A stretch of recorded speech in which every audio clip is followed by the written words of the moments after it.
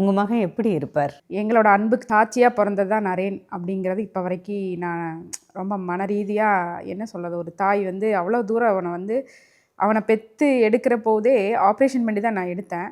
ஆனா அவரு வந்து பயங்கர வெயிட் 3.9 இருந்தாரு அவரு. வெய் ஆப்ரேஷன் பண்ணி தான் எடுத்தோம். பேபி ரொம்ப வெயிட் ஜாஸ்தி. இந்த ஏஜுக்கு இவ்வளோ வெயிட்டா இருக்காங்க, மூவே பண்ண முடியல அவங்கனாலன்னு சொல்லி தான் டாக்டர் அம்மா ரெக்வெஸ்ட்டா கேட்டு வெளியில எடுத்தாங்க. அப்படி பார்த்து பார்த்து கை நிறையா ஒரு ஃபீட் பண்ணுற போதே எனக்கு கை வலி வந்துடும் 2 மினிட்ஸ்க்கு மேலே. ஏன்னா அவ்வளோ வெயிட்டாக இருப்பார். அவ்வளோ வெயிட்டு, அவ்வளோ அழகு, அவ்வளோ ஒரு இதாக இருப்பார். அப்படி இருக்கையில் அழகாக எங்களோட லைஃப் ஜேர்னி இப்படி ஸ்டார்ட் ஆகி போச்சு. யாருக்குமே நல்ல ஹெல்ப்பிங் டக்குன்னு பண்ணியிருப்பார். வேண்டாம் அப்படின்னு திங்க் பண்ணவே மாட்டார். எப்படி ஃப்ரெண்ட்ஸுக்கு ஒரு ஹெல்ப்பாகட்டு, இப்போ யாராவது ஒரு தடத்தில் போகிறாங்க, ஒரு ஒரு இதுக்கு லிஃப்ட் கேட்குறாங்க, ஓகே எல்லா இடத்துலையுமே வந்து ரொம்ப சூப்பராக பண்ணுவார்.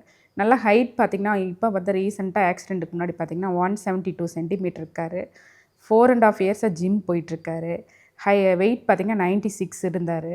அவர் வந்து பார்த்திங்கன்னா 26ல் மிஸ்டர் கோயம்புத்தூர்னு சொல்லி ஸ்டேஜ் ஏறதுக்காக அவரோட கோச் வச்சு அவர் பாடி வந்து ட்ரெயின் பண்ணிகிட்டு இருந்தார். அதில் தான் எனக்கு வந்து அவரை வந்து என்ன சொல்கிறது, என்னோடய பையனோட கலரு, கண், முடி, அவங்களோட அழகு, ஐப்ரோ எதுவுமே என்னால் வந்து இன்ன வரைக்கும் எந்த தாய்க்கு இந்த கஷ்டமே வரக்கூடாது. ஆனால் எனக்கு வந்துருச்சு. வந்ததுனால எனக்கு ஒரு வெறி, அவர் மேலே இருக்கிற ஒரு லவ்வு,